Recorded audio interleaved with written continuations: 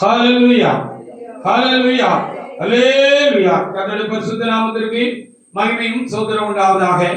தேவனாகிய கர்த்தரை ஆராதிக்க முடியாத நல்ல ஒரு சிலாக்கியத்தையும் பாக்கியத்தையும் தேவனாகிய கர்த்தர் தாமே திரும்பவும் எனக்கும் உங்களுக்கும் கூட தேவனாகிய கர்த்தர் கூட்டி கொடுத்து அவருடைய ஜெப வீட்டிலே கொண்டு வந்து நம்மை மகிழ செய்த அன்பிற்காக ஆண்டவருக்கு நான் அதிகமாக ஸ்தோத்திரம் செலுத்துகிறேன். நேற்றைய பகல் காலத்திலே பகல் வேளையில எனக்கு ஒரு வெளிப்படுத்தல் உண்டாயிற்று.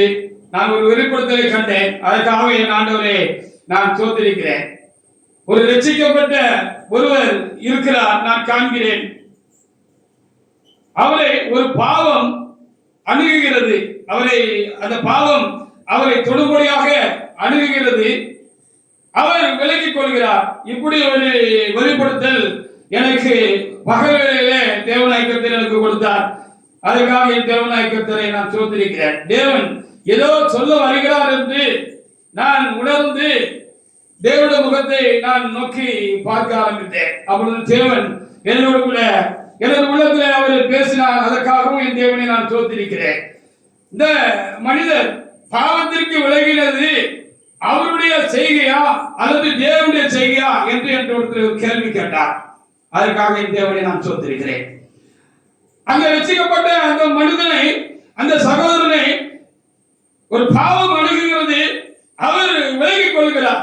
இந்த செயல் அவர் விலகிக் கொண்டதான், இந்த செயல் அந்த பாவத்துக்கு விலகிக் கொண்டதான செயல் அவருடைய செய்கையா அல்லது தேவனுடைய செய்கையா என்று என் தேவனத்தில் கேட்டார். கேட்ட பொழுது நான் ஆவியில் உணர்ந்து கொண்டேன், இல்லை ஆண்டவரே, அவருடைய செய்கை அல்ல, அது உம்முடைய செய்கை. அதனால் உம்முடைய செய்கைதான் அது, அதனால் அவர் விலக்கி காக்கப்பட்டார் என்று சொல்லி என் ஆவியில உணர்ந்து என் தேவனுடைய சமூகத்தில் நானும் என் தேவனை நான் தாழ்த்தினேன். அதற்காக என் தேவனாகிய கர்த்தருக்கு நான் ஸ்தோத்திரம் செலுத்துகிறேன். எப்படி என்று நீங்கள் கேட்கலாம். அதே மனிதன் ரட்சிக்கப்படுவதற்கு முன்பாக அந்த பாவம் அவர் அணுகின காலங்களில் அவர் அந்த பாவத்துக்கு உட்பட்டு இருந்தார் என்பதுதான் உண்மையா இருக்கிறது. உங்கள் வாழ்க்கையில அப்படி இருக்கலாம், என்னுடைய வாழ்க்கையில அப்படி இருக்கலாம். ஒவ்வொருவரும் ஏதாவது ஒரு பாவ சூழ்நிலை உண்டாகிற பொழுது, பாவம் நெருங்கி அணுகி வருகிற பொழுது, நாம் ரட்சிக்கப்படுகிறதுக்கு முன்பாக நாம் என்ன செய்திருப்போம், அதை மேற்கொள்ள முடியாதபடி, அதை விலக்கி நம்ம காக்க முடியாதபடிக்கு நாம் அந்த பாவத்தை நாம் செய்திருப்போம், பாவத்துக்கு உட்பட்டு இருப்போம்.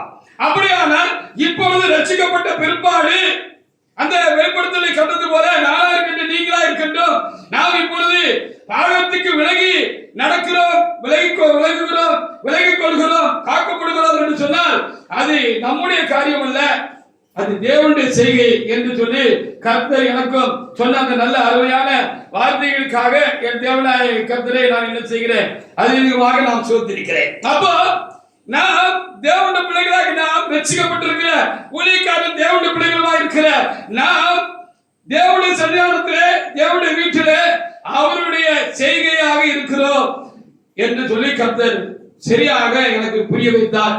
நீங்களும் புரிந்து கொள்ளும்படியாக கர்த்தர் வார்த்தை சொல்ல வேண்டும் என்று என் ஆண்டவரிடத்திலே நான் வேண்டிக் கொள்கிறேன். எபேசியர் 2ஆம் அதிகாரத்திலே 10வது வசனத்தை ஒரு தேவனுடைய பிள்ளை எடுத்து வாசிக்கலாம். எபேசியர் 2:10 எழுந்து வாசிக்கலாம். ஏனெனில் நற்கிரியைகளை செய்வதற்கு நாம் கிறிஸ்து இயேசுவுக்குள் சிருஷ்டிக்கப்பட்டு தேவனுடைய செய்கைகளாய் இருக்கிறோம். அவைகளிலே நடக்கும்படி அவர் முன்னதாக அவைகளை ஆயத்தம் பண்ணி இருக்கிறார். நான் நல்லவனா இருக்கேன்னா நான் நல்லவன் கிடையாது, எனக்குள்ள இருக்கிறவர் நல்லவர். ஆனபடியால் நான் இப்பொழுது நல்லவனாக இருக்கிறேன். ஹல்லேலூயா. நான் பரிசுத்தமாக இருக்கிறேன். என்னுடைய செயல்கள் எல்லாம், என்னுடைய பேச்சு, என்னுடைய பார்வை, என்னுடைய வார்த்தை எல்லாம் பரிசுத்தத்தை வெளிப்படுத்துகிறது என்று சொன்னால் நான் அல்ல, எனக்குள்ள இருக்கிற தேவனுடைய செயலாக அது நடக்கிறது. அவர் எனக்குள் இருந்து என்னை பரிசுத்தமாக நடத்துகிறார், பரிசுத்தமாக பார்க்க வைக்கிறார், பரிசுத்தமாக என்ன செய்கிறோம், நாம் இப்பொழுது இருக்கிறோம். ஹல்லேலூயா. அப்ப அது எனக்கு என்னுடைய செய்கை இல்லை. இந்த ரட்சிப்பின் அனுபவத்தில் நானும் நீங்களும் தேவனுடைய செயலாக செய்கையாக நாம் இருக்கிறோம் என்று இந்த வேத பகுதி நமக்கு போதிக்கிறது. எபேசியர் 2:10 ஏனெனில் நற்கிரிகளை செய்வதற்கு நாம் கிறிஸ்து இயேசுவுக்குள் என்ன செய்யப்பட்டிருக்கிறோம்? சிருஷ்டிக்கப்பட்டு தேவனுடைய செய்கையாக இருக்கிறோம். அல்லேலூயா.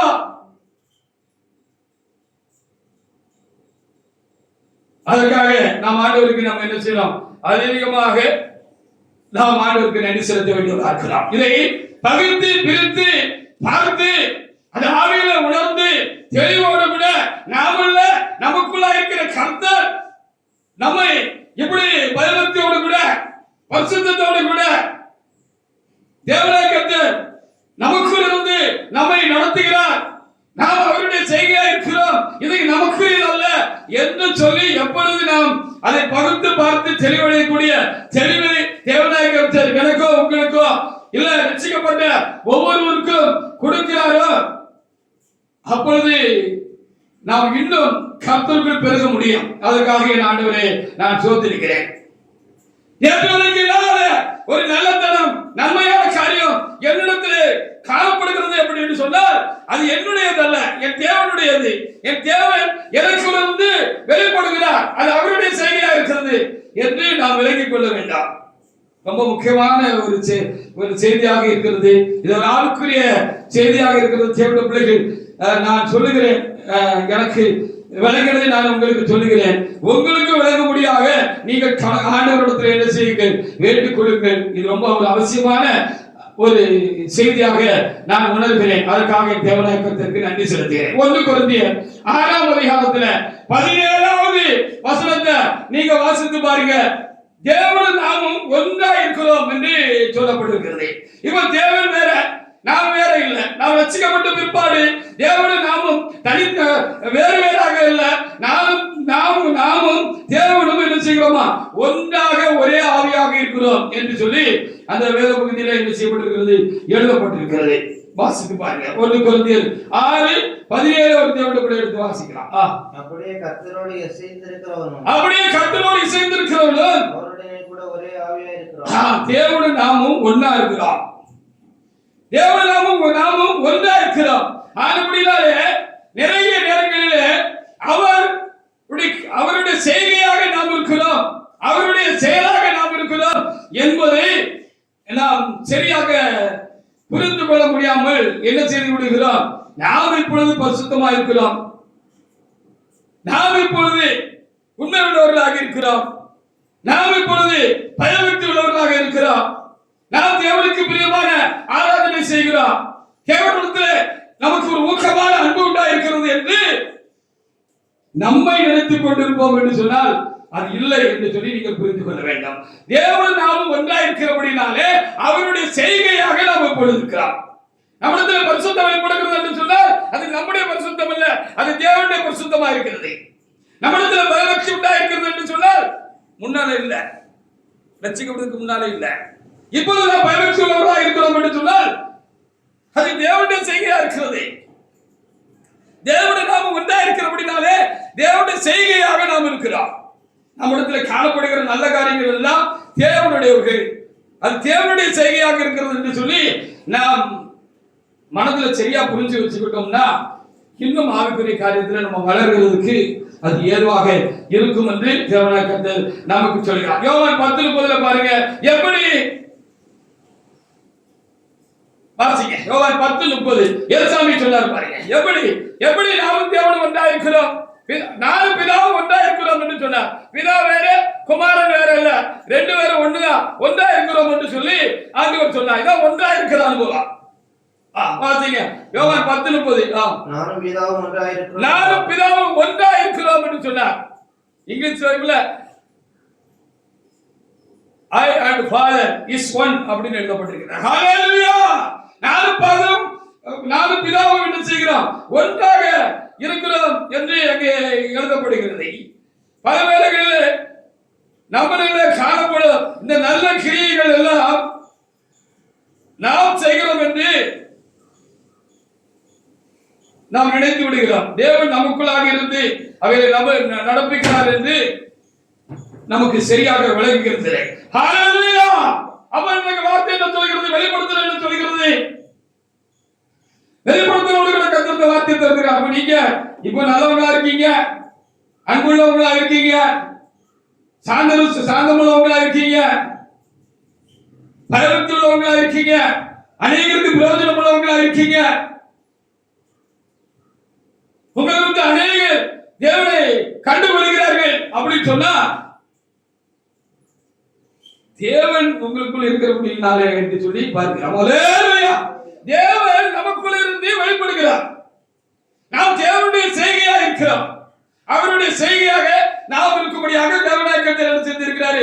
நம்மை கிறிஸ்துவுக்குள் தெரிந்து கொண்டு நம்மை ஒரு புதிய மனிதனை உருவாக்கி அவரு நாமும் ஒன்னா இருக்கக்கூடிய ஒரு ஆசீர்வாதத்தை என்ன செஞ்சிருக்கிறாரு? ஆண்டவர் நமக்கு கொடுத்திருக்கிறார் என்று சொல்லி நம்ம பார்க்க முடிகிறது. பிலிப்பியர் 2:13 கூட வாசி பாருங்க. அங்கேயும் ஒரு விளக்கம் அங்கே பவுலடியார்களால் நமக்கு இந்த காரியமாக எழுதி கொடுக்கப்பட்டிருக்கிறது. அப்போ இப்ப நமக்குள்ள உண்டாகிற வாஞ்சை, விருப்பம், எண்ணம், சிந்தனை அது செயலுக்கு வருகிறது. அது இந்த விருப்பம் நமக்குள்ளே உண்டாகிறது. நாம் அதற்கு அந்த காரியங்களுடைய செயலாக வெளிப்பாடாக நாம் இருக்கிறோம். அது என்னன்னு அங்க ரொம்ப தெளிவா எழுதியிருக்கிறோம் பாருங்க. அப்படின்னா தேவனுடைய பிள்ளைகளே, இதை நாம் சரியாக நமக்குள் நாம் உணர்ந்து கொண்டோம் என்று சொன்னால் இன்னும் நாம் கர்த்தருக்குள் பெருகுவதற்கு அது ரொம்ப ஏதுவான ஒன்றாக இருக்கும். வாசிங்க. ஏனெனில் தேவனே நம்முடைய தயவுள்ள சித்தத்தின்படி விருப்பத்தை செய்ய உங்களில் உண்டாக்குறவராய் இருக்கிறார். ஏனெனில் தேவனே தம்முடைய தயவுள்ள சித்தப்படி விருப்பத்தை செய்கையும் உங்களுக்குள்ளே நமக்குள்ளே உண்டாக்குகிறார். அப்ப தேவன் தான் நமக்குள்ள இருந்து அந்த காரியங்கள் எல்லாம் செய்யறாரு அப்படின்னு சொல்லி பார்க்க வேண்டியிருக்கிறது. தேவன் தான் நமக்குள்ள இருந்து நம்மளை பரிசுத்தமா காத்துக்கொள்றாரு, பரிசுத்தமாக்குறாரு. தேவன் தான் நமக்குள்ள இருந்து அந்த சரியான பயபக்தியை நமக்கு கொடுத்திருக்கிறாரு. நம்ம மட்டும் தனிச்சு இருக்கிற ஒரு நிலையா இருந்தால் நம்ம எவ்வளவுதான் கர்த்தருக்கு பயபக்தியாக நம்ம ஒரு ஆராதனை செஞ்சாலும் தேவனுக்கு பாடல் பாடினாலும் அது தேவனை ஏற்கிற அளவுக்கு அது முழுமையான ஒன்றாக இருக்காது, பூர்ணமான ஒன்றாக என்ன செய்ய முடியாது, இருக்க முடியாது. அதனாலதான் நாம் குறைவுள்ளவர்களாகவே இருக்கிறோம். குறைவுள்ளவர்களாக இருக்கிறோம். நாம் நம்ம கர்த்தருடைய நிறைவு வெளிப்படும்படியாக அவர் நமக்குள்ளே செய்கையாக இருக்கிறார். ஹல்லேலூயா. அப்ப நம்ம பாடுகிற பொழுது நம்மோடு கூட சேர்ந்து இறைவனும் நம்மை பாட செய்கிறார், பாட வைக்கிறார். புரிஞ்சுக்கிறீங்களா? நாம் பாடுகிற பொழுது நாம் பாடுகிற பாடல் குறைவா இருக்கிறபடினாலே தேவனாய் கர்த்தர் அது தேவனுக்கு ஒரு முழுமையான ஒன்றாக இல்லாதபடினாலே அது தேவன் ஏற்கிற அளவுக்கு, அது தேவனை சந்தோஷப்படுத்தக்கூடிய அளவுக்கு நாம் பாடுகிற பாடல் குறைவுள்ளதாக இருக்கிறபடினாலே தேவன் நம்மோடு கூட ஒரே ஆவியா இருக்கிறபடினாலே நாமும் தேவனை உண்டா இருக்கிறபடினாலே நாம் பாடுகிற பொழுது நமக்குள்ள இருந்து தேவனும் பாடுகிறார். ஹல்லேலூயா. எபிரேயர் புத்தகத்துல 2ஆம் அதிகாரத்துல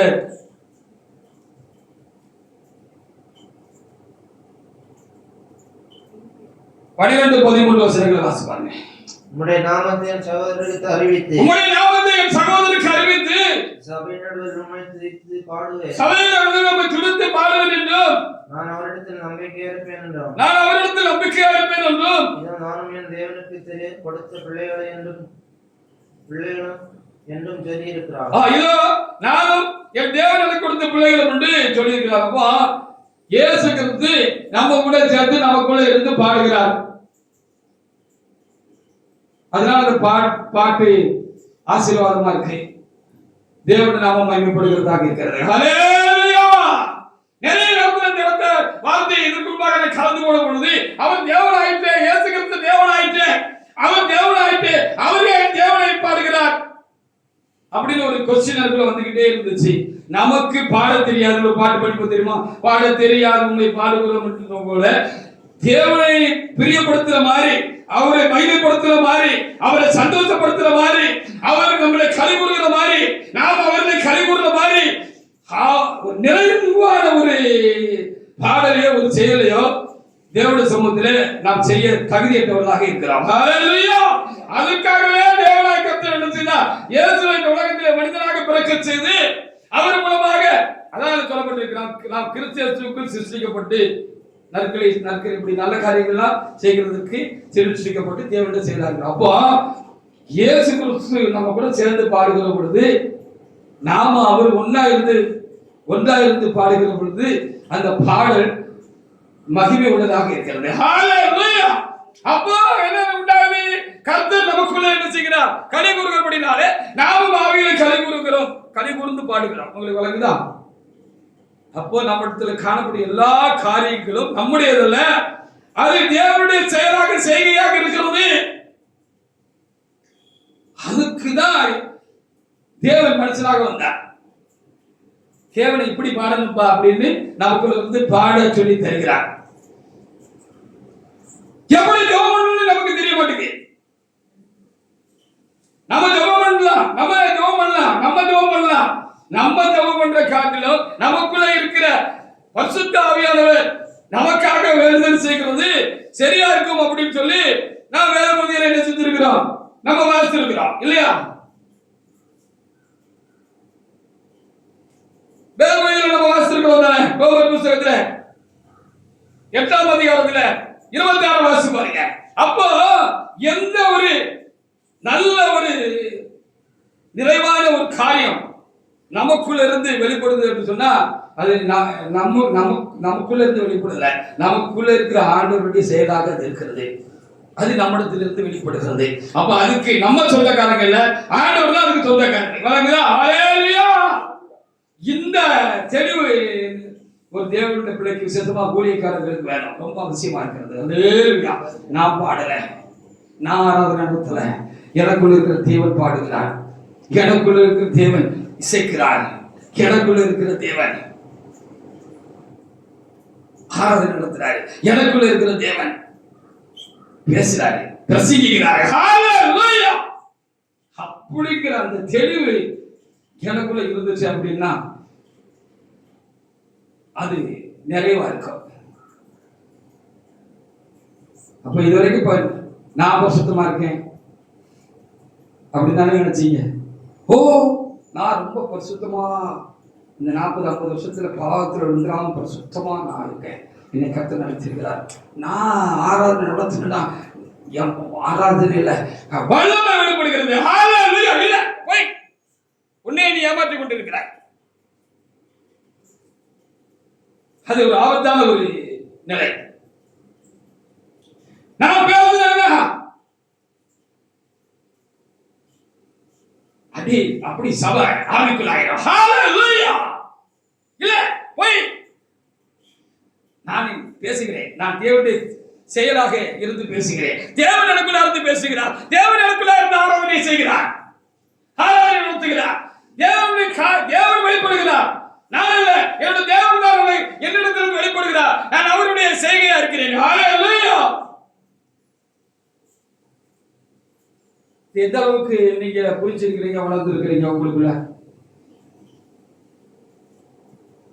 நான் சுவிசேஷம் சொன்னேன்னா அப்படி அந்த ஆத்மாவை சேவனுக்குள்ள கொண்டு வந்துருவேன். இல்ல, போய் நீங்க உங்களை ஏமாற்றி கொண்டிருக்கிறீங்க.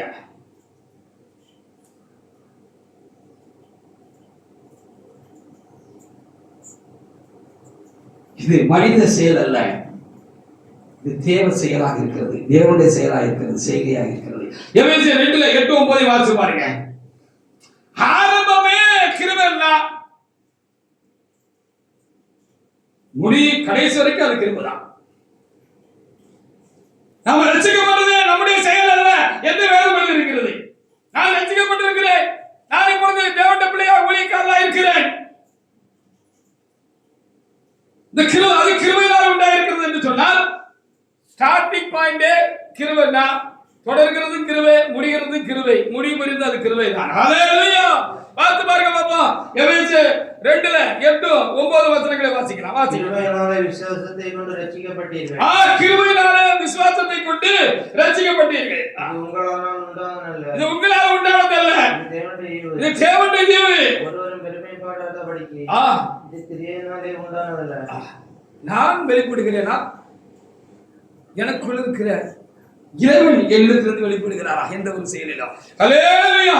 தெளிவாக நீங்க புரிஞ்சுக்கிட்டீங்கன்னா இன்னும் நீங்க ஆவிக்குரிய வாழ்க்கையில இன்னும் ஒரு உயர்ந்த ஸ்டெப்புக்கு போறதுக்கு அது உங்களுக்கு ரொம்ப என்ன செய்யும், உதவியாக இருக்கும். இந்த பிரசங்கத்தை எடுக்கிற பொழுது எனக்கு விளங்கிச்சு, இது எப்படி நான் வளர்க்க போறேன்னு தெரியல ஆண்டவரே, அது நீங்க தான் வளர்க்கணும் அப்படின்னு சொல்லி நான் தாழ்த்தி என் தேவனத்துல நான் என்ன செய்து கொண்டேன், அது மக்களுக்கு விளங்கணும் ஆண்டவரே. எனக்கு ஏதோ கொஞ்சம் விளங்கிச்சு, அது எனக்கும் பிரயோஜனமா இருந்துச்சு. இந்த வெளிப்படுத்தலையும் இந்த வசனத்தை கொண்டு நீ என்னோட கூட பேச ஆரம்பித்த பொழுது கொஞ்சம் எனக்கு விளங்குச்சு ஆண்டவரே, இதை எப்படி மக்களுக்கு நான் விளக்கி சொல்ல போறேன், நீங்க தான் சொல்லணும் ஆண்டவரே அப்படின்னு நான் ஆண்டவரத்தில் கேட்டுக்கொண்டேன். ஹல்லேலூயா. ஆண்டவர் விளக்காவிட்டால் நான் பெற்றுக்கொண்ட இந்த செய்தியின் மகத்துவத்தை, அதனுடைய ஆழங்களை, உணர்வுபூர்வமான காரியங்களை உங்களுக்குள் கொண்டு சேர்க்க முடியாது. ஹல்லேலூயா. உங்களுக்கு விளங்க செய்ய முடியாது.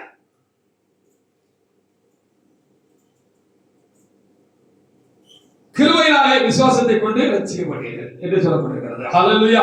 இது உங்களால் உண்டானதல்ல. அப்போ ஆரம்பமே தேவனுடைய செய்கையா இருக்கு அப்படின்னு சொன்னா, நம்ம ரட்சிக்கப்பட்டது தேவனுடைய செய்கையா இருக்குது, செயலா இருக்குன்னு சொன்னா, அப்ப இப்ப நமக்குள்ள இருந்து வெளிப்படுகிற எல்லாம் தேவனுடைய செய்கையாக நான் இருக்கிறது. நாம் தேவனுடைய செய்கையா இருக்கிறார். நாம் தேவனுடைய செய்கையா இருக்கிறோம். நம்முடைய பரிசுத்தம் தேவனுடைய செய்கையா இருக்கிறது. நம்முடைய நீதி தேவனுடைய செய்கையா இருக்கிறது. நம்முடைய வாழ்க்கை தேவனுடைய செய்கையா இருக்கிறது. நமக்குள்ள இருக்கிற சார்ந்து நம்முடைய தேவனுடைய காரியமா இருக்கிறது, தேவனுடையதா இருக்கிறது. நமக்குள்ள இருக்கிற வரங்கள், வல்லமைகள், ஆத்துமாதம் செய்யக்கூடிய அந்த பெரிய ஆசீர்வாதம், அந்த கிருபை, இது எல்லாம் நமக்குரியது, தேவனுக்குரியதாக இருக்கிறது. அது தேவனுடைய செயலாக இருக்கிறது, செய்கையாக இருக்கிறது.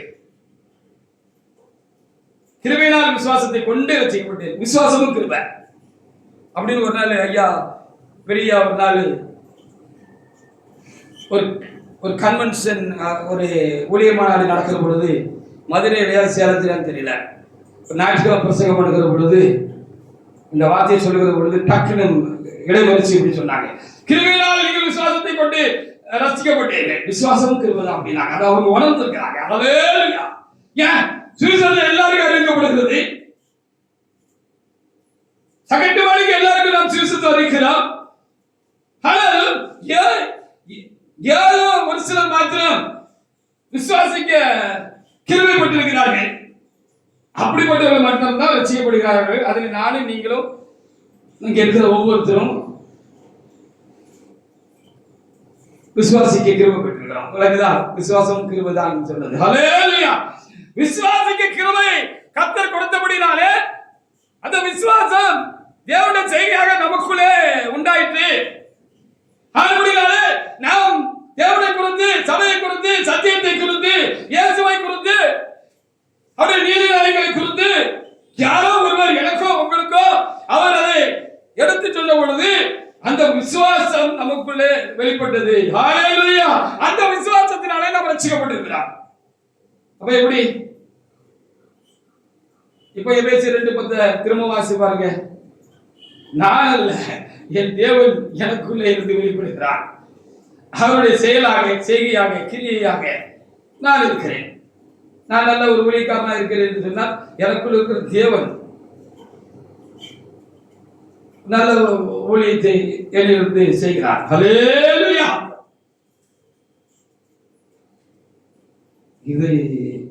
இதுல நம்ம தப்பு கணக்கு போட்டுட்டோம்னா ரொம்ப மோசமாயிரும். ஹல்லேலூயா.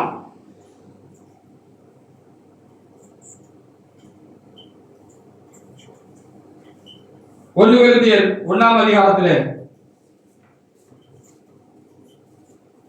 வாசி. எபேசியர் 2:10 சேனா வாசி. நீங்க அந்த வாசகத்தை எடுத்துட்டீங்க. 1 கொரிந்தியர் 1:29 முதல். ஏனெனில் அர்த்தத்தில் எடுத்து வருகிறது.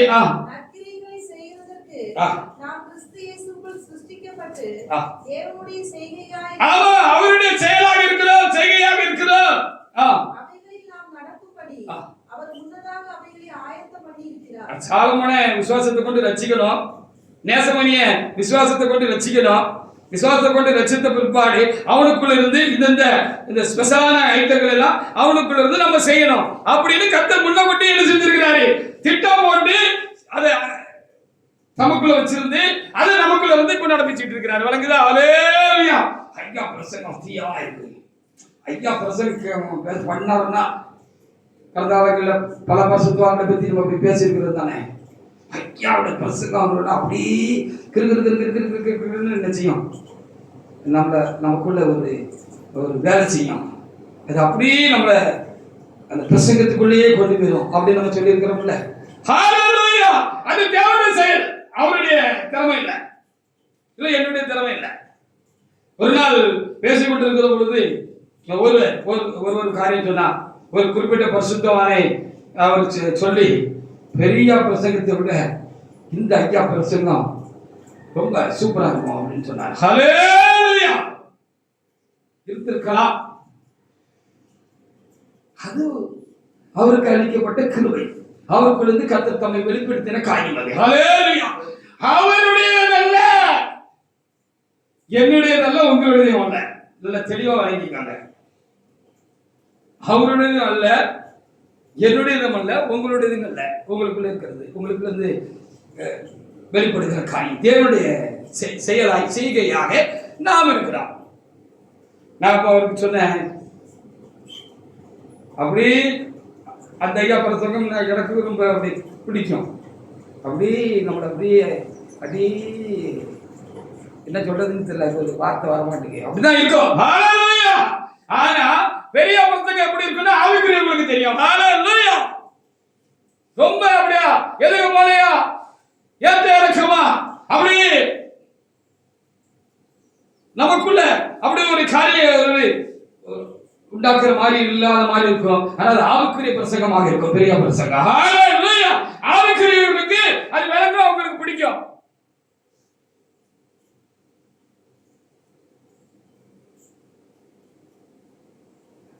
அப்ப பெரியாவுக்கு சொந்தமானதா அது, இல்ல அந்த பரிசுத்தவானுக்கு சொந்தமானதா அது? அது தேவனுடையது. ஹல்லேலூயா. தேவன் இல்லைன்னா நம்ம ஜீரோ. ஹல்லேலூயா. ஒரு போர்டுல ஒரு 10 சைவர் வரைஞ்சீங்க, இல்ல வரைஞ்சிக்கிட்டே இருங்க, போர்டு பூரா சைவரா வரைஞ்சிக்கங்க. சைவருக்கு ஏதாவது மதிப்பு உண்டா, வேலை உண்டா? கண்டிப்பா கிடையாது. 10 சைவர்ல 15 சைவரை வரிசையா போட்டுக்கோங்க. இது எவ்வளவு பிள்ளை சொல்லுங்க டீச்சர் கேட்டா, சைபர் தான் டீச்சர், ஜீரோ தான் டீச்சர் அப்படின்னு சொல்லுவோம். டக்குன்னு சாக்கு சேர்த்து அந்த 10 சைவருக்கு முன்னால 1யோ 2யோ 3யோ 4யோ 5யோ 6யோ 7யோ 8யோ 9யோ போட்டாச்சுன்னு வைங்களேன், அப்போ அதுக்கு பெரிய மதிப்பு உண்டாகி விடுகிறது. ஹல்லேலூயா. இத்தனை கோடி, இத்தனை லட்சம், இத்தனை மில்லியன், இத்தனை பில்லியன் என்று உண்டாகி விடுகிறது. ஹல்லேலூயா. ரட்சிக்கப்பட்ட தேவ ஜனமே, இந்த விஷயத்துல உனக்கு ஒப்பானவன் யார் என்று கேட்கலாம். ஹல்லேலூயா. அப்போ தேவனுடைய செயலாக நாம் இருக்கிறோம். தேவன் நமக்குள்ள இருந்து ஒன்றா, நம்முடைய ஒரே ஆவியா இருந்து தேவன் நாமும் ஒன்றா இருக்கிற அந்த அனுபவத்துல தேவனுடைய செயல் தான் நமக்குள்ள இருந்து வெளிப்படுகிறது. தேவனுடைய செய்கையாக நாம் இருக்கிறோம். இல்லைன்னா நான் ஒன்றும் இல்லை, நீங்க ஒன்றும் இல்லை, பெரிய பரிசுத்தவான்களா இருந்தாலும் சரி, யாரா இருந்தாலும் ஒன்றும் இல்லை. இந்த தெளிவு நமக்கு இல்லைன்னா இது ரொம்ப ஆபத்தான ஒரு காரியம் என்று கர்த்தர் எனக்கு சொன்னார். அவைகளுக்காக என் தேவனாய் கர்த்தரை நான் சோதரிக்கிறேன். வாசிக்கப்படுது 1 Corinthians 1:29 முதல். மாம்சமான எவனும் தேவனுக்கு முன்பாக பெருமை பாராட்டபடி, நான் என்ன குறித்து பெருசா நினைக்காதபடி, இல்லை எந்த ஒரு பரிசுத்தவான் தன்னை குறித்து பெருசா நினைக்காதபடி, சொல்லாதபடி, பேசாதபடி, மேன்மை பாராட்டாதபடி, அந்தபடி நீங்கள் அவராலே கிறிஸ்து இயேசுவுக்கு உட்பட்டவர்களாக இருக்கிறீர்கள். ஆமா, கிறிஸ்து இயேசுவுக்கு உட்பட்டவர்களாக இருக்கிறீர்கள். எழுதியிருக்கிறபடி பாராட்டுகிறேன் கர்த்தரை குறித்து மேன்மை. ஆமா, எனக்குள்ள இருக்கிற அந்த காரியம் என்னுடைய காரியம் அல்ல, அது தேவனுடைய செயலாக செய்கையாக என்னிடத்திலிருந்து வெளிப்படுகிறது. நான் தேவனுடைய கிரியையாக இருக்கிறேன், செய்கையாக இருக்கிறேன் என்று தேவனை குறித்து மாத்திரம் மேன்மை பாராட்டும்படி, என்னை குறித்து நான் மேன்மை பாராட்டாதபடி அவரே நமக்கு ஞானமும் நீதியும் பரிசுத்தமும் மீட்புமானார். ஆமா, பாத்தீங்களா? நான் பெரிய ஞானியா இருக்கேனாலும் தேவன் எனக்குள்ள இருக்கிற தேவன் ஞானியா இருக்கிறது அப்படின்னாலே நான் ஞானியா இருக்கிறேன். நான் நீதி செய்கிறேன் என்று சொன்னால் எனக்குள்ள இருக்கிற ஒரு நீதி உள்ளவராக இருக்கிற அப்படின்னாலே அவருடைய செயலாக நான் இருக்கிறேன், நான் நீதி செய்கிறேன். நான் பரிசுத்தமாக இருக்கிறேன். ஹalleluya. பரிசுத்தமாக இருக்க கிருபை பெற்றிருக்கிறேன். எனக்குள் இருக்கிறவர் பரிசுத்தமாக இருக்கிறபடினாலே நான் பரிசுத்தமாக இருக்கிறேன் அல்லது தேவனுடைய செயலாக இருக்கிறேன். எனக்குள் இருக்கிற நல்லவராக இருக்கிறபடினாலே நானும் நல்லவனாக இருக்கிறேன். ஹல்லேலூயா. அவரை விட்டுருங்க, அவரை விட்டுருங்க. நீங்களும் நானே எப்படி? ஹல்லேலூயா. நாம் தேவனுடைய செய்தியாக இருக்க முடியாது. தேவன் நம்மை ரட்சித்து நாமும் அவரும் ஒன்றாக இருக்கும்படியாக குமாரனும் பிதாவும் ஒன்றாக இருக்கிறது போல நாமும் ஒன்றாக இருக்கும்படியாக கர்த்தர் அருள் பாராட்டி இருக்கிறார். தேவனே நம்மிடத்திலிருந்து வெளிப்படுகிறார். எந்த ஒரு நல்ல காரியமும் தேவனுடையதாக இருக்கிறது என்பதை நாம் சரியாக விளங்கி புரிந்து இருதயத்தில் வைத்துக் கொள்ள வேண்டும். இல்லைன்னா அது ரொம்ப ஆபத்தான ஒரு காரியம். அல்லேலூயா. எப்படின்னு பின்னால சொல்றேன். 1:10 பெரிய வேலைகளை பவுல் செஞ்சார். பிரதான அப்போஸ்தலன் நான் குறைந்தவன் அல்ல என்று அவர் சொன்னாரே அப்படின்னு சொல்லப்பட்டிருக்கிறது. அவ்வளவு பெரிய வேலையை செஞ்சாரு. அவரு என்ன சொல்றாரு? நான் தான் செஞ்ச அவ்வளோத்தையும் சொன்னாரா? அப்படி ஒரு நினைப்பு அவருக்குள்ள இருந்துச்சா? அவர் என்ன சொன்னாரு? நீங்க வாசி பாருங்க. 1:15. ஆகிலும் நான் இருக்கிற தேவ கிருபையினாலே இருக்கிறேன். ஆகிலும் நான் இருக்கிறதே தேவ கிருபையினாலே இருக்கிறேன். அவர் எனக்கு அருளிய கிருபை விருதாவாய் இருக்கவில்லை. அவர் எனக்கு அருளிய கிருபை விருதாவாய் இருக்கவில்லை. அவர் எல்லாரும் நான் அதிகமாய் பிரயாசப்பட்டேன். பேதுரை காட்டிலும் மொத்த 10 பேரை காட்டிலும் 12 பேரை 11 பேரை காட்டிலும் நான் அதிகமாக நான் பிரயாசப்பட்டேன். ஆகிலும் நான் அல்ல, ஆமா, என்னுடன் இருக்கிற தேவ கிருபை அப்படி செய்தது. அது தேவனுடைய செயலாக இருக்கிறது. தேவன் எனக்குள்ள இருந்து நடப்பித்த கிரியா இருக்கிறது. நான் அல்ல, தேவன் எனக்குள்ள இருந்து என்னை ஆட்டுவித்தார், என்னை நடத்துவித்தார், என்னிலிருந்து அவர் வெளிப்பட்டார். ஹல்லேலூயா. அவர் என்னை ஆட்டுவித்தார். அப்போ எல்லாத்தையும் குறையா இருந்துக்கிட்டு அந்த குறையா இருக்கிறத கூட நம்ம பெருசா நினைச்சு நம்மள ஒரு காரியம்னு நினைச்சுக்கிட்டு இருந்தோம்னா எப்படி? ஹல்லேலூயா. தன்னைத்தானே மெச்சிக்கிடுமா தவிட்டு கோழின்னு ஒரு பழமொழி கொடுத்து தானே, தவிர்த்திக்கிற கோழி பெருசா நினைச்சுக்கிடுமா தன்னை பத்தி. அது தவிட்ட தின்னுட்டு இருக்கு, அதுக்கு பிறமே விழுந்தா அது பெருசா தானே நினைச்சுக்கிடுமா? ஹல்லேலூயா. நான் எப்படிப்பட்ட ஆள் தெரியுமா? தேவனுக்காக நான் எவ்வளவு வைராக்கியம் உள்ளவன் தெரியுமா? தேவன் உனக்குள்ளாக வைராக்கிய வாஞ்சி உள்ளவராக இருக்கிறபடினாலே அந்த வைராக்கியத்தினுடைய செயல்பாடாக நீ இருக்கிறாய். தேவன் இயேசு பக்தி வைராக்கியம் உள்ளவராக இருக்கிறபடினாலே அந்த இயேசுவாக உனக்குள்ள இருக்கிறபடினாலே அந்த தேவன் உனக்குள்ள இருக்கிறபடினாலே அவருடைய வெளிப்பாடாக நாம் இருக்கிறோம்.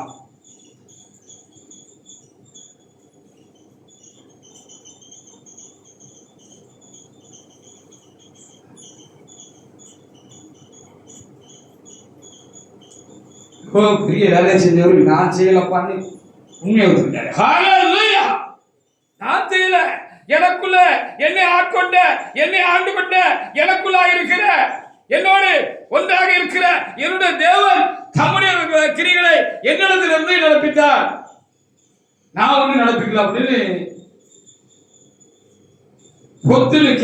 தன்னை தாழ்த்திட்டார். ஹல்லேலூயா. மோங்குப்புற விழுந்தார்.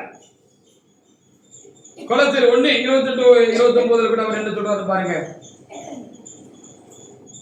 அதை அவர் தமக்குள்ளே நடப்பிச்சது யாரு அப்படின்னு சொல்றாரு. அதான் அங்கே பிலிப்பியர்ல பார்த்தோம். தேவனுடைய தயவுள்ள சித்தத்தின்படி விருப்பமும் செய்கையும் நமக்குள் உண்டாகிறது என்று சொல்லப்பட்டிருக்கிறது. ஹல்லேலூயா. சாலமோனை கொண்டு இதெல்லாம் செய்யணும்னு கர்த்தர் தீர்மானிச்சு அவர் தயவுள்ள சித்தத்தின்படி என்ன செய்கிறார்? என்னை ஆட்கொண்டு எனக்குள் இருந்து தம்மை வெளிப்படுத்தி கொண்டிருக்கிறார் என்று ஒரு காரியத்திலாம் இல்ல உங்களை வெளிப்படுத்திட்டு இருக்கிறார். இல்லை கடந்த காலத்துல பெருசா பிரகாசித்த பரிசுத்தவான்கள் இருந்து வெளிப்பட்டது யாரு? அதான் தேவனுடைய செய்கை. அதை செய்யணும்னு சொல்லலாம். இல்ல பெரிய வெளிப்பட்டது யாரு? கர்த்தர் எனக்கு சொன்னார். கர்த்தருடைய சேனையை ஆரம்பித்து தேவ சமூகத்தில் நான் அமர்ந்திருக்கிற பொழுது, நான் தேவனிடத்தில் வேண்டிக் கொண்டு நான் தியான நிலையில இருக்கிற பொழுது கர்த்தர் என்னோட கூட பேசினார். ஹalleluya. இதுக்கு நான் உடனே பெருசா சந்தோஷப்பட்டு என்ன குறித்து சந்தோஷப்பட முடியுமா? என்கிட்ட பேசினாரு அப்படிங்கிறதுக்காக நான் சந்தோஷப்பட முடியுமா? சந்தோஷப்படக்கூடாது, சந்தோஷப்பட முடியாது. இப்படி சந்தோஷப்பட்டு தான் கெட்டு போயிடும். ஆபத்து உங்களுக்கு தெரியுதா? பேசினாரு சந்தோஷப்பட்டா அதோட கூட பெருமையை சேர்ந்து வந்து ஒட்டிக்கலாம், சக்குன்னு ஒட்டிக்கலாம்.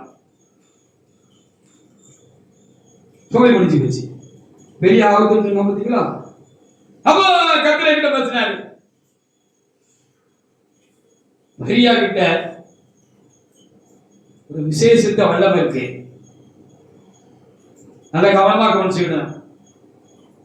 மரியா கிட்ட ஒரு கர்த்தருடைய சேனை ஆரம்பிச்ச காலங்களில் சொன்னார். கர்த்தர் கிட்ட பேசினார். மரியா கிட்ட ஒரு விசேஷித்த வல்லமை இருந்துச்சு. அப்படி பரிசுத்தவான்களை குறித்து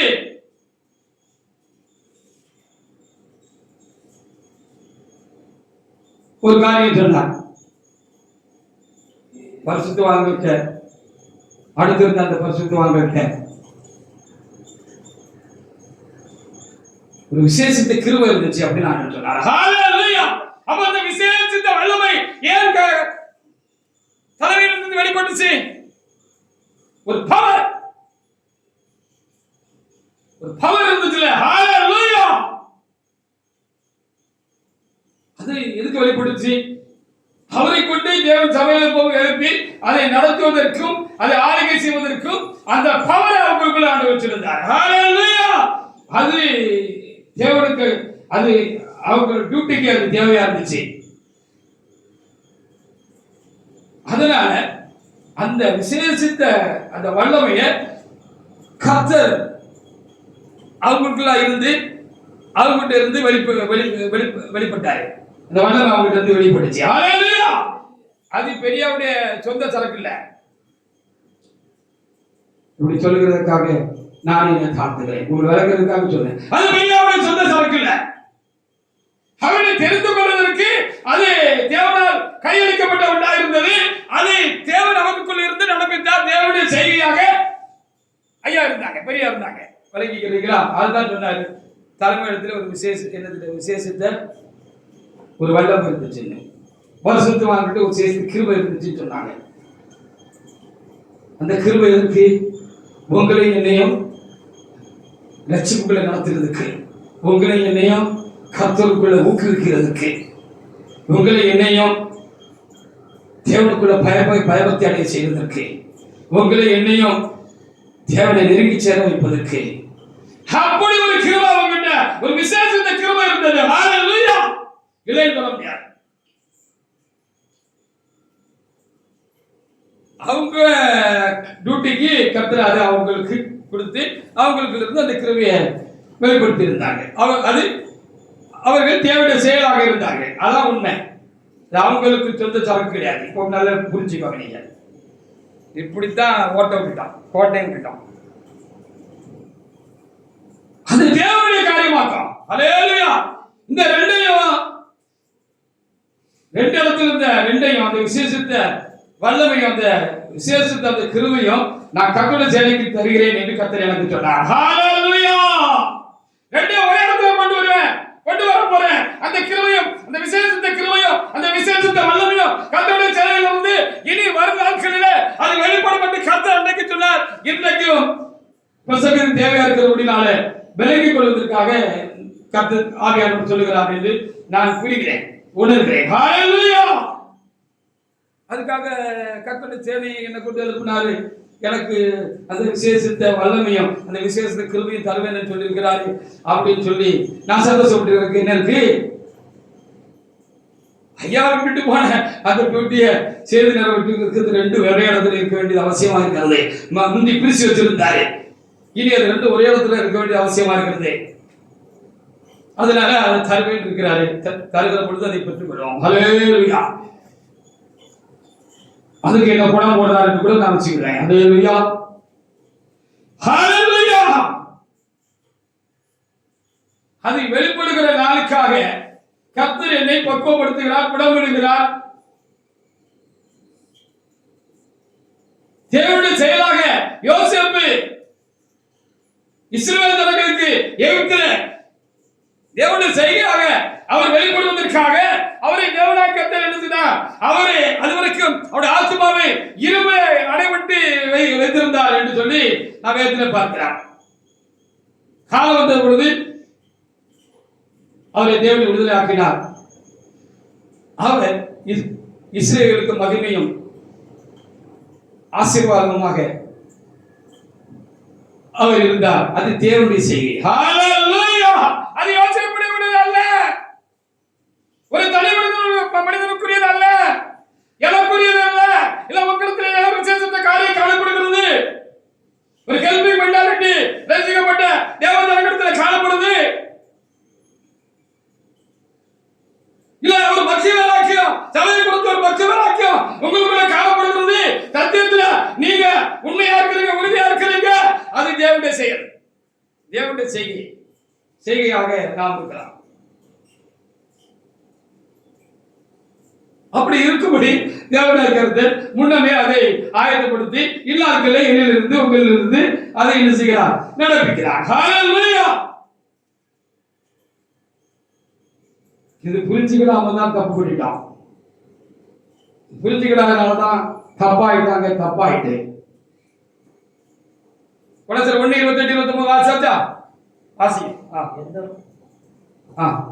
எந்த மனுஷனையும் கிறிஸ்து இயேசுவுக்குள் தேர்ந்தவனாக நிறுத்தும்படிக்கு அந்த கிருபை கொடுக்கப்பட்டிருந்துச்சு. நாங்கள் அறிவித்து எந்த மனுஷருக்கும் புத்தி சொல்லி எந்த மனுஷருக்கு எல்லா ஞானத்தோட உபதேசம் பண்ணுகிறோம். அதற்காக நான் எனக்குள்ளே வல்லமையை கிரியை நடப்பிக்கிற அவருடைய பலத்தின்படி போராடி பிரயாசப்படுகிறேன். ஒத்துழைக்கிறேன்னு வச்சுக்கலாம்.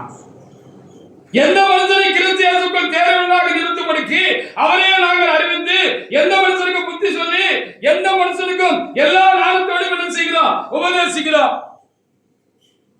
இதான் இது இப்படி விசேஷத்தை கிருபை பவுலடியா இருந்துச்சு. ஹalleluya!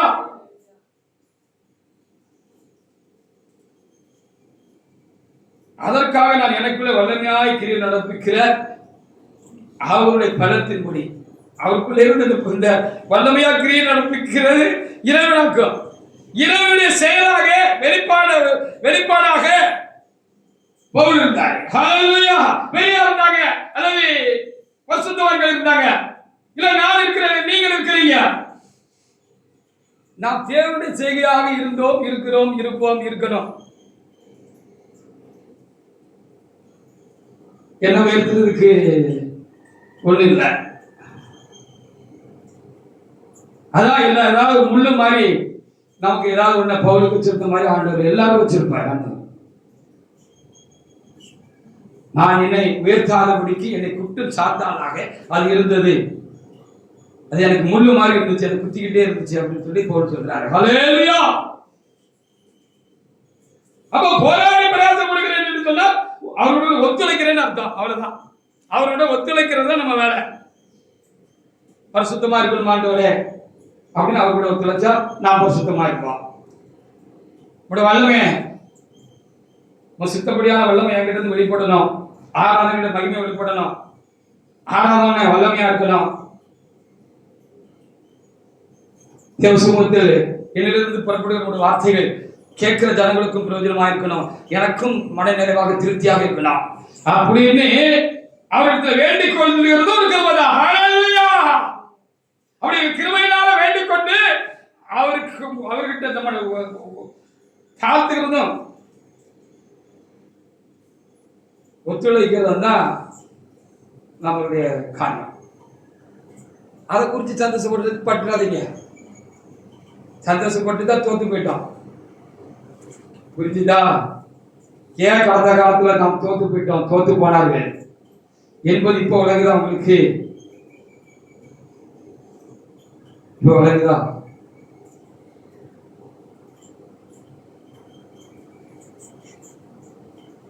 பிலிப்பியர் 3ஆம் அதிகாரத்துல பவுல் போன்றவர்கள் நினைச்சிட்டாங்கன்னா தேவனுடைய சமூகத்திலே விழுந்து விட்டார்கள். நான் ஒன்றுமில்லை தேவனே, உம்முடைய செயலாக செய்கையாக நான் இருக்க என்னை நான் ஒருத்து விட்டேன், வெறுத்து விட்டேன், என்னை தாழ்த்தி விட்டேன் என்று சொன்னார். அப்பா பிதாவே, ஹல்லேலூயா! இந்த உணர்வு தேவனுடைய மகாபெரிய கிருபையம், இந்த தெளிவு தேவனால் உண்டாகிற காரியமாக இருக்கிறது என்று நான் உணர்கிறேன், நான் ஒத்துக்கொள்கிறேன். ஹல்லேலூயா!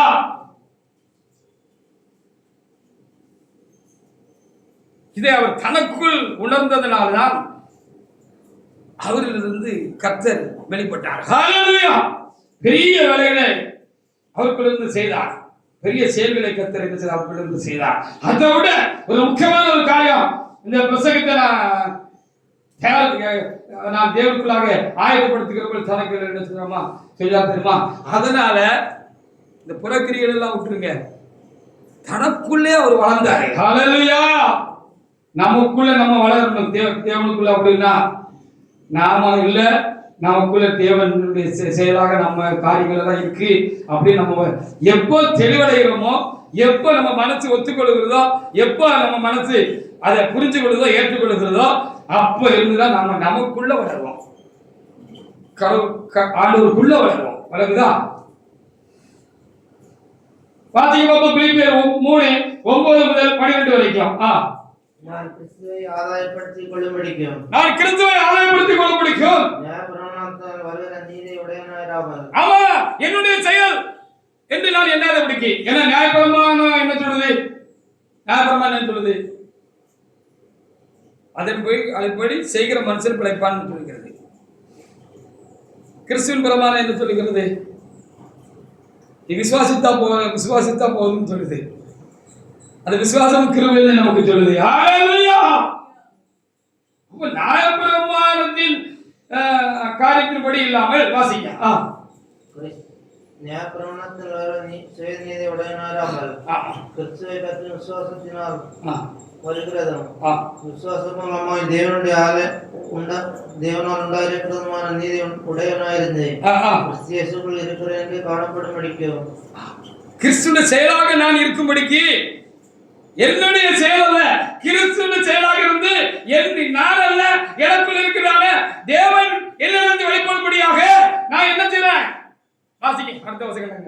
நான் அவரையும் ஆமா அவருடைய உயர்த்தெழுதலின் வல்லமையும் அவருடைய பாடுகளின் ஐக்கியத்தையும் அறிவிக்கிறதற்கும் அவருடைய மரணத்திற்கு அப்பான மரணத்திற்குள்ளாய் எப்படியாக நான் மரித்தவர்கள் உயிரோடு தகுதியா இருக்கும்படிக்கும். பாருங்க என்ன சொல்லிருக்குன்னு பாருங்க. எப்படியாயிரும் இதுக்குள்ள இருக்கிற அந்த சூட்சுமம் என்ன, அதுல இருக்கிற உள்ள இருக்கிற அந்த ஆழமான காரியம் என்ன, தேவனுடைய செய்கையா நாம் இருக்கிறோமே அதனுடைய காரியம் என்னன்னு இன்னும் ஆழமாக நான் உணர்ந்து கொள்ளும்படியாக மருத்துவரிலிருந்து நான் உயிரோடு இருப்பதற்கு நான் தகுதி அடைய முடியாக எனக்குள் நான் வளர முடியாக, எனக்குள் இருக்கிற கிறிஸ்து எனக்குள் வளர முடியாக, நான் அவருக்குள் வளர முடியாக. ஹல்லேலூயா! நான் என்ன செய்ய வேண்டியிருக்கிறது? அப்படி வளர்ந்தாதான், நான் கிறிஸ்துவ போல முடிச்சு மாறினாதான் நம்ம சொந்த பயிற்சினால ஜபத்தினால நம்ம கிறிஸ்து போல மாற முடியுமா? கிறிஸ்துவுடைய செயலாக கிறிஸ்துவாக நான் பூர்ணப்படும்படியாக, கிறிஸ்துவை போல நான் நிறைவுள்ளவனாக நான் மாறும்படியாக. ஹல்லேலூயா! அப்பதான் நம்ம மரித்தவர்களிலிருந்து எடுத்து உயிரோடு எழுந்திருக்க முடியும். எழுதி ஆண்டவர் வந்தார்னா கூட போக முடியும். ஹல்லேலூயா! கிறிஸ்து என்னிலிருந்து வெளிப்படுகிறது தான் காரியம். அவருக்காக எல்லாவற்றையும் நஷ்டம் என்று விட்டேன், குப்பைமாக எண்ணுகிறேன். வாசிங்க. நான் அடைந்தாயிற்று அல்லது முற்றும் தேறினவன் என்று எண்ணாமல் கிறிஸ்து இயேசுவினால் நான் எதற்கு பிடிக்கப்பட்டேனோ அதை நான் பிடித்துக் கொள்ள முடிய ஆசையாய் தொடர்கிறேன். நான் இன்னும் கிறிஸ்துவ போல ஆகல. எந்த அளவுக்கு கர்த்தருக்கு கிருபை இருக்கிறாரோ அந்த அளவுக்கு கிறிஸ்துவை இடத்திலிருந்து நான் வெளிப்படுத்த முடிகிறது. ஹல்லேலூயா! கிறிஸ்து இடத்திலிருந்து வெளிப்படுகிறார். ஹல்லேலூயா! அது காணாது போதாது குறைவுள்ளதாக இருக்கிறது. கிறிஸ்துவின் அளவுக்கு நான் நிறைவுள்ளவனாக நான் இன்னும் மாறுவதற்கு ரொம்ப இருக்கு. ஹல்லேலூயா! அப்படின்னு அவ்வளவு பெரிய வேலையை செஞ்ச பவுலே உணர்ந்தார். நீங்களும் நானும் யார்? வாய் திறந்து பேசக்கூடாது. ஹல்லேலூயா! வாய் திறக்கக்கூடாது. ரொம்ப குறைவுள்ளவர்களா இருக்கிறார். ஆண்டவரின் கிரியைகள் ரொம்ப குறைவாக நம்மிடத்திலிருந்து வெளிப்படுகிறது. நாம் கிறிஸ்துக்குள் வளர்ந்திருக்கிற வளர்ச்சி நமக்குள் தனக்குள் வளர்ந்தால் என்று சொல்லப்பட்ட அந்த அனுபவம் நமக்குள் ரொம்ப குறைவாக இருக்கிறது. ஆனா ரொம்ப பீத்தல் நம்ம கிட்ட இருக்கு. நினைப்பு பொழப்பை கெடுத்துக்கிட்டு இருக்கு. அப்படி நிறைய பேர் பொழப்பை கெடுத்து போட்டு நினைப்பு பொழப்பை கெடுத்துட்டு சொல்லுவாங்க தெரியுமா? அந்த பொழப்பு நினைப்பு நிறைய பேருடைய பொழப்பை கெடுத்து போட்டு.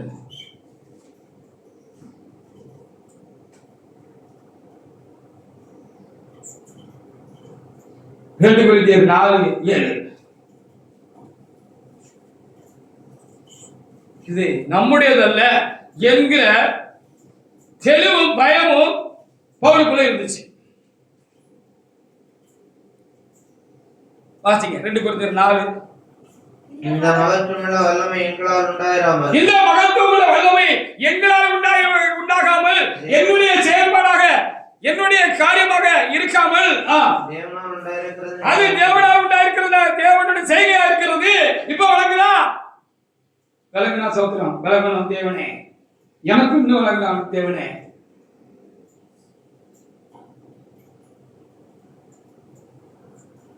இந்த காரியங்களை கர்த்தர் என்னோட கூட பேச ஆரம்பித்த பொழுது எனக்குள்ளே நான் கரைகிறதை உருகுகிறதை நான் உணர்ந்தேன். அதற்காக என் தேவனாய் கர்த்தரை நான் சோத்திருக்கிறேன். அல்லேலூயா. எனக்குள்ளே நான் கரைகிறதை உருகுகிறதை நான் மெலிகிறதை நான் கொஞ்சம் கொஞ்சமாக காணாமல் போக்குறதை நான் உணர்கிறேன். முழுசா இல்லாம போயிடணும் அப்படின்னு நான் என் தேவனை நோக்கி என்னை தாழ்த்துகிறேன். ஹல்லேலூயா. இந்த மகத்துவமுள்ள வல்லமை 4:7 இந்த மகத்துவமுள்ள வல்லமை எங்களால் உண்டாயிராமல் தேவனால் உண்டாயிருக்கிறது விளங்கும்படி இந்த பொக்கிஷத்தை மண்பாண்டங்களை பெற்றிருக்கிறோம். ஜாக்கிரதையா இல்லைன்னா இந்த ஆசீர்வாதத்தை கர்த்தர் நம்முடைய செய்கையா இருக்கிறது. ஆசீர்வாதத்தை நம்மளிருந்து வெளிப்படுகிற அந்த ஆசீர்வாதத்தை அவருடைய வல்லமை வெளிப்படுகிறது, அவருடைய பரிசுத்தம் வெளிப்படுகிறது, அவருடைய நீதி வெளிப்படுகிறது, அவருடைய மகிமை வெளிப்படுகிறது. அவர் வெளிப்படுகிறார், அவர் நம்மிடத்திலிருந்து வெளிப்படுகிறார். நாமும் அவரும் ஒன்றா இருக்கிறபடினாலே, அவரும் நாமும் ஒன்றாய் சார்ந்திருக்கிறபடினாலே, வேறு வேறாக இருக்கிறபடினாலே அவர் நமக்குள் இருந்து நம்மிலிருந்து வெளிப்படுகிறார். இந்த பெரிய பாக்கியம், அந்த பொக்கிஷம், அது பெரிய பொக்கிஷம். தேவன் நமக்குள்ள இருந்து வெளிப்படுகிறது. தேவனுடைய செய்கையா நாம இருக்கிறது, செயலாக நம்ம இருக்கிறது. பெரிய பொக்கிஷம், பாக்கியம். அசால்ட்டா இருக்காதீங்க. ஆனா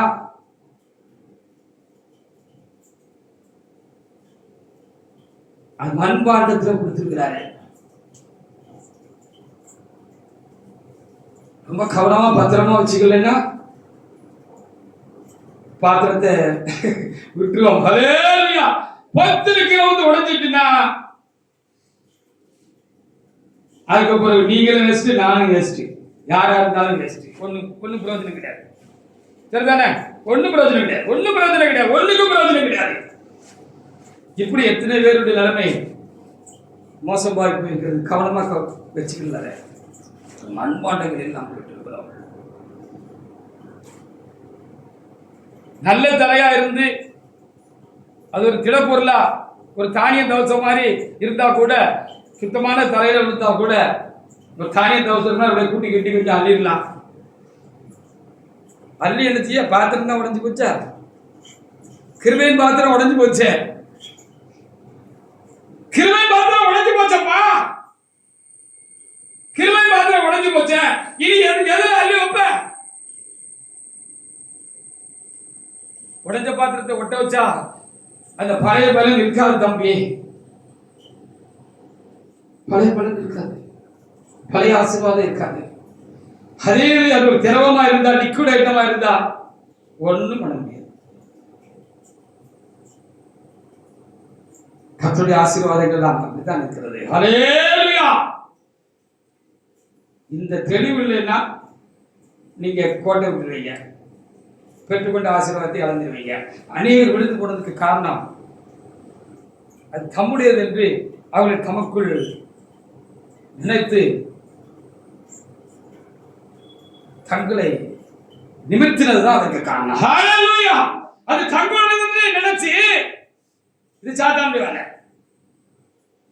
நினைச்சு தங்களை நிமிர்த்தினதுதான் அது கெட்டு போனதுக்கு இறந்து போனதுக்கும் முக்கியமான ஒரு காரணம்னு நான் நினைக்கிறேன். இந்த நம்முடையதல்ல என்கிற அந்த தெளிவும் பயமும் அவருக்கு இருந்துச்சு. அதுதான் அவர் தமக்குள் வளர்ந்தார்னு சொன்னல, தனக்குள் வளர்ந்தார்னு சொன்னல பவுல்.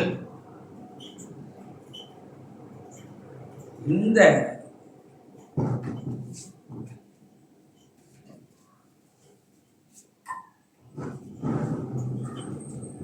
அப்பதான் நம்ம கிறிஸ்து நமக்குள்ள வளர முடியும், கிறிஸ்துக்குள்ள நம்ம வளர முடியும், கிறிஸ்துவ போல நம்ம மாற முடியும். ஹல்லேலூயா.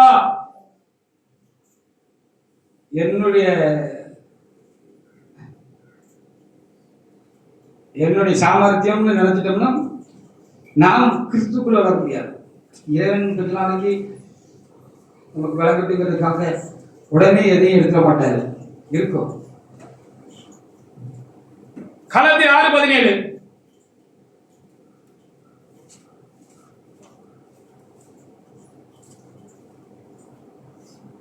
இனிமேல் ஒருவனும் எனக்கு வருத்தம் உண்டாக்காதிருப்பானாக. இயேசுவினுடைய அச்சடையாளங்களை நான் என் சரீரத்திலே தரித்துக் கொண்டிருக்கிறேன். அவர் காலத்திலே அவர் பாவங்களால் ஒரு பரிசுத்தத்தை பெற்றுக்கொண்டார், இறை பரிசுத்தத்தை அவர் பெற்றுக்கொண்டார்னு எழுதப்பட்டிருக்கிறார். ஹல்லேலூயா. பாவமே இல்லாத பரிசுத்தம் இயேசுவுடைய பரிசுத்தம். என்னுடைய பாவம் உண்டு என்று யார் என்னை குற்றப்படுத்தக்கூடும் என்று கேட்ட ஒரே தேவன் யாரு? இயேசு ஒருவர் தான். எல்லாம் மற்ற கடவுள் என்று சொல்லப்படுகிறது எல்லாம் பாவம் செய்கிறவர்கள் பாவ கல்விசம் உடையவர்களாக இருக்கிறார் என்று பெரியார் ரொம்ப தீர்க்கமா மற்ற மதங்களை குறித்தும் மதங்களுடைய கடவுள்களை குறித்தும் திறமாக தீர்க்கமாக பேசும்படியான ஒரு கிருபை அவர்களுக்கு இருந்தது. அந்த காரியம் அவங்களுக்குள்ள இருந்துச்சு.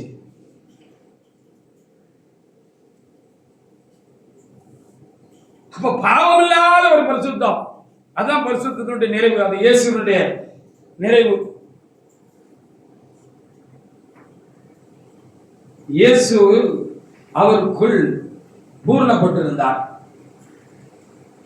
இயேசுடைய வெளிப்பாடாக அவர் இருந்தார். இயேசு எப்படி இருப்பார்? பவுலே மாதிரி இருப்பார். ஹல்லேலூயா. அதுக்கு காரணம் என்ன? அவர் வந்து கர்த்தர் வெளிப்பட்டதுக்கு காரணம் என்ன? கர்த்தர் செய்கை தீவிரமாக வந்து வெளிப்பட்டதுக்கு காரணம் என்ன? அவர் இந்த நிலைக்கு ஆசீர்வதிக்கப்பட்டதற்கு காரணம் என்ன? அவர் ரொம்ப தெளிவா இருந்தார். கர்த்தர் நமக்குள்ள இருந்து வெளிப்படுகிறார், நாம் அல்ல, நம்முடைய செயல் அல்ல என்கிறது ரொம்ப தெளிவாக இருந்தார். அதான் இன்னைக்கு கர்த்தர் கொடுத்த இந்த வெளிப்படுத்தலும் காரியமும். இதுக்கு முன்னால பாவத்தை தாண்டி உங்களால போக முடியுமா? இப்போ பாவத்தை தாண்டி போறோம், பாவத்தை விலக்கிட்டு போறோம்.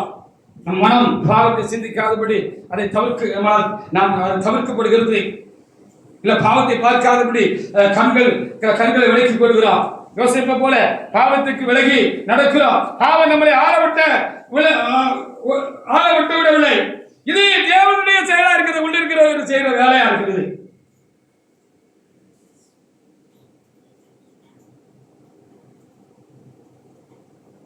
இது இல்லைன்னா புத்தியனமா மேன்மை பாராட்டி விழுந்து போனார்கள். இதனால விழுந்து போனாங்க. ஹல்லேலூயா. 2 கொரிந்தியர் 12:11 மேன்மை பாராட்டி புத்தியில நானே. ஆமா போதும். நம்மள பெருசா நினைக்கிறது, நம்ம பெருசா நினைக்கிறது, நம்முடைய நம்முடையதாக சொந்தம் கொண்டாடுறது, சொந்தம் நினைச்சுக்கிறது, இது நம்முடைய காரியம்னு நினைச்சுக்கிறது, அது கர்த்தருடைய செயல் இருக்கிறது கவனிக்க தவறுகிறது ஒரு பெரிய ஒரு மோசமான ஒரு காரியமா இருக்கிறது. இது சாத்தான் உள் நுழைக்கிற ஒரு காரியமா இருக்கிறது. 2 பேர் 1:9 வாசிங்க. நம்மை குறித்து பெருசா நம்மிடத்திலிருந்து கர்த்தருடைய செய்கை வெளிப்படுகிறது அல்லவா, அது நம்முடையது என்று நம்ம பெருசா நினைக்க வைக்கிறது சாத்தானுடைய வேலையாக இருக்கிறது. யாரா இருந்தாலும் சரிதான், எனக்கு அப்படி வராது இருப்பதாக. ஹல்லேலூயா. கடைசி வரைக்கும் கர்த்தர் என்னை காத்துக் கொள்வாராக. நான் ஒன்றுமில்லை என்கிற உணர்வு இன்னும் என்னிலே பெருகுவதாக. ஆண்டவருக்கு ரொம்ப எனக்கு அன்பு உண்டாகுதுன்னா அதுவும் கடவுளுக்கு செய்யலாம்.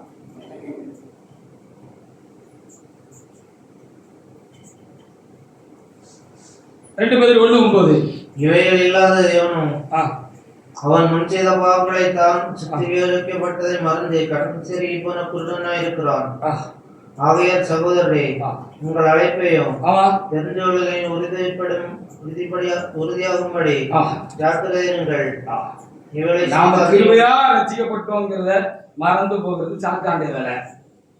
அந்த நினைப்பு எப்பவும் நமக்குள்ள இருந்துச்சுன்னா நம்ம குழப்பம் கிடைக்காது. ஹல்லேலூயா. அந்த கிருபை நமக்குள்ள பெரியதே இருக்கும் எல்லா காரியத்திலும். ஹல்லேலூயா. நம்மளால நிற்க முடியும் தேவ காரியங்கள்ல. தேவனே நமக்குள் தம்முடைய வேலையை துவக்கி அவரே தம்முடைய வேலையை முடிக்கிறவராக இருக்கிறார் என்பதை நான் ரொம்ப கருத்துல கொள்ள வேண்டும், மனசில் வச்சுக்கிடலாம். லூக்கா 6:26. ஒருவர் குறித்து ஒரு நாள் ஒரு வெளிப்படுத்தல் உண்டாயிற்று. ரொம்ப வருஷத்துக்கு முன்பாக கர்த்தர் அதை இன்னைக்கு நினைவுபடுத்தினாரே. ஒரு தேவனுக்குள்ள இருக்கிறார் சாத்தான், அவரோட நேருக்கு நேரு மோதுகிறான். அவரை வீழ்த்த முடியல. அப்போ இவனை நேருக்கு நேர் மோதி இவனை வீழ்த்த முடியாதுன்னு ஒரு முடிவுக்கு வந்து அப்படி பயந்து ஓடுற மாதிரி ஓடிட்டு அந்த அஜாக்கிரதையா இருக்கிற பொழுது ஏங்கிட்டியா இதெல்லாம் நடக்குமா அப்படின்னு அப்படி மனசுக்குள்ள ஒரு எண்ணத்தை உண்டாக்கிட்டு சாத்தம் பயந்து ஓடிட்டான் பாரு அப்படிங்கிற ஒரு எண்ணத்தை உருவாக்கிட்டு ஹல்லேலூயா.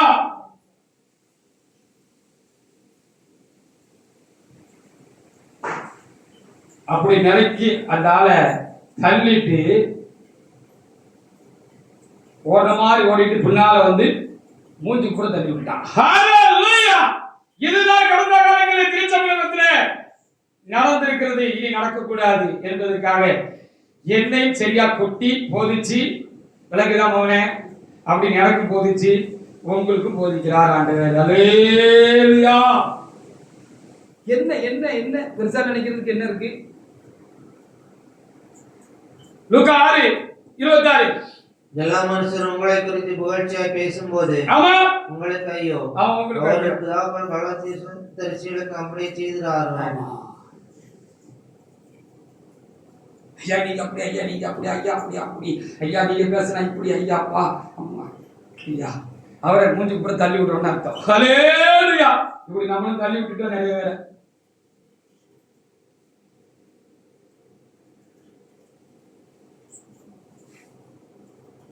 நாளைக்கு என்ன கொண்டு பெரிய வேலை செய்யணுமா இருக்கும். அப்பதே கண் சொல்லி போன குருட மாதிரி நானும் ஆயிடக்கூடாது இல்ல, இங்க பேருக்குள்ள வாழ்த்த மாதிரி இல்ல, என்ன ஒரு பெருசா நடத்திடக்கூடாது இல்ல, அதுக்காக சரியா டைட் வச்சு நடத்துறாரு. முதல்ல எனக்கு சரியான ஒரு இந்த காரியத்தை குறித்து ஒரு பாடம் எடுத்தாரு, தெளிவு உண்டாக்குனாருன்னு நான் ஓனர்னு ஒத்துக்கொள்ளணும். அதை உங்களுக்கும் சொல்றதுக்கு கர்த்தர் சொன்னார் சொல்லிக்கிட்டு இருக்கேன். ஹல்லேலூயா. அப்படிதானே நான் சொல்லணும். பெரிய வேலையை செய்கிற பொழுது அது நம்ம தான் செஞ்சோம்னு நமக்கு அப்படி ஒரு காரியத்தை நமக்குள்ள உண்டாயிருக்கு. அதான் பெரிய தப்பு. ஒரு சின்ன ஊழியக்காரர்கிட்ட ஒரு பெரிய ஊழியக்காரரு ஒரு நாள் கோபமா இப்படி சொன்னாரு,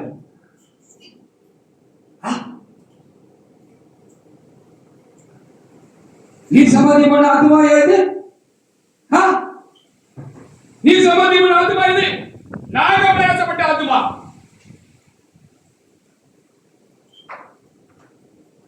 நாக சமாதி பண்ண ஆத்மா. சில ஊழியக்காரருக்கு ஒன்று சொல்லல, சரியா அப்படி ஒன்று இல்லை. யாரா இருக்கட்டும் அந்த பிரயாசமும் அந்த கிரியையும் தேவனால் உண்டாயிருக்கக்கூடினால் நம்ம பெரிய வேலைகளை செய்தோம், இல்லை இனி செய்வோம். ஹல்லேலூயா. இந்த பயமும் தெளிவும் வருங்காலங்கள்ல இனியும் சபை திரும்பவும் அதனுடைய இந்த இடத்துல இருந்து அந்த ஸ்தானத்துல இருந்து திரும்பி எழுப்பி கட்டப்படுகிற பொழுது ஒருவேளை கட்டளை சேனையை கொண்டு எழுப்பி ஒருவேளை என்ன கட்டளை சேனையை கொண்டு கெட்டுகிற பொழுது கர்த்தரின் சேனையில் இருக்கிற எனக்கும் பின்னடியார்களுக்கும் இந்த பயமும் தெளிவும் இருக்க வேண்டும் என்பதற்காக ஆண்டவரது சரியாக சொல்லுகிறார் என்று நான் உணர்கிறேன். அதற்காக என் தேவனாக்கத்திற்கு நான் நன்றி செலுத்துகிறேன். வெளிப்படுத்தல் 12:3 அநேக பரிசுத்தவான்கள் விழுந்து போனது இதனாலேயே. நாங்க பிரயாசப்பட்டோம், நாங்க ஓடணும், நாங்க செஞ்சோம் அப்படின்னு அவங்க தப்பு கணக்கு போட்டதுதான் தப்பா முடிச்சு போறதுக்கு காரணம். ஹல்லேலூயா. இது பல நேரத்துல தவிட்டுக்கோள் மாதிரி அப்படியே கண்ணை மூடிக்கிட்டு நம்மகிட்ட கொஞ்சம் சின்ன சின்ன காரியம்லாம் இருக்குல்ல, அதெல்லாம் நம்ம அப்படியே அசை போட்டுக்கோம் தெரியுமா? ஆமா ஆமா ஆமா ஆமா அவன் சொல்லிக்கிட்டே இருப்பான், நம்ம சொல்லிக்கிட்டே இருப்பான். ஆமா ஆமா என்கிட்ட இருக்கு, ஆமா என்கிட்ட இருக்கு, ஆமா தொலைஞ்சப்போ அது சாத்தா. உன்னை இருக்குன்னு சொன்னாலே சாத்தா. வெளிப்படுத்தல் 12:3-4 நட்சத்திரங்களை போல பிரகாசித்தவர்கள் விழுந்து போனதுக்கு காரியமே தான். எங்க தப்பு நடந்துச்சு இப்ப வழங்குதா? அவங்களுக்கு தள்ளி விட்டதுல நான் கணக்கு கொஞ்சம் பங்கு இருக்கு, உங்களுக்கு பங்கு இருக்கு. நாள காரணம் இல்லாம என்றைக்கும் ஆகு அல்லாஹுன்னு நான் என்ன செஞ்சதில்லை, சொன்னதில்லை.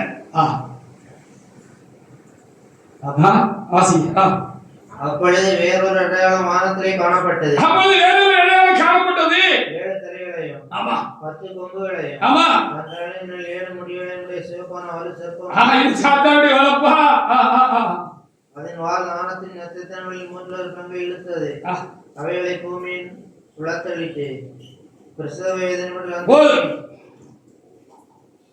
நட்சத்திரங்களை போல வானமண்டலத்திலே ஆவிக்குரிய மண்டலத்திலே பிரகாசித்த அநேகரை இந்த காரியம் தான் இழுத்து கீழே தள்ளிட்டு. ஹல்லேலூயா. இப்ப காலியான பெருங்காய டப்பாவும் இருக்கும், அது கொஞ்சம் வாசனை ஒட்டிக்கிட்டு இருக்கும்ல. பெருங்காயத்தை ஒரு டப்பால வச்சிருந்தீங்கன்னா பெருங்காயம் இருக்கும் பூரா காலியாக இருந்தாலும் கொஞ்சம் ஒரு வாசனை இருக்கும். பெருங்காய டப்பால ஒரு வாசனை இருக்கும். அல்லது கிருபையாக கர்த்தர் முற்றிலும் தம்முடைய செய்கையை நம்மை விட்டு விளக்காதபடிக்கு நமக்கு ஒரு சந்தர்ப்பம் கொடுத்திருக்கிறார் என்று என்ன வேண்டுமானால் நம்ம என்ன செய்யலாம், எடுத்துக்கொள்ளலாம். அதுபடினால என் பலத்தினாலே நான் நிற்கிறேன், நான் செய்கிறேன், நான் வருகிறேன், போகிறேன், காரியம் நடப்பிக்கிறேன் என்று நினைக்கும் போது அது பெரிய ஆபத்தில் இதுதான் நான் சொன்னேன். 2 Corinthians 10:12 வாசித்து முடிக்கலாம்.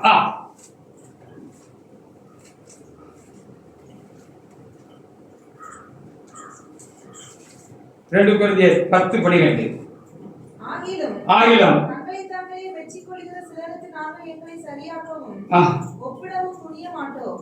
தங்களை கொண்டு தாங்களே அளந்து கொண்டு தங்களுக்கே தங்களை ஒப்பிட்டுக் கொள்கிற அவர்கள் புத்திமான்கள் அல்ல.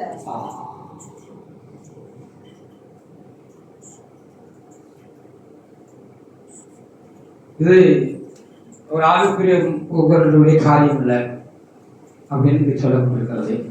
அப்படினால நாம் நம்மளுக்கு என்ன நல்ல காரியங்கள் காணப்பட்டாலும், வரங்கள் வளங்கள் காணப்பட்டாலும், நம்மை கொண்டு படத்தை கிரிகள் தேவனால் நேற்று செய்யப்பட்டிருந்தாலும், இன்றைக்கு செய்யப்பட்டாலும், நாளைக்கு செய்யப்படுகிறதா இருந்தாலும் நாம் தேவனுடைய செய்கையா இருக்கிறோம்.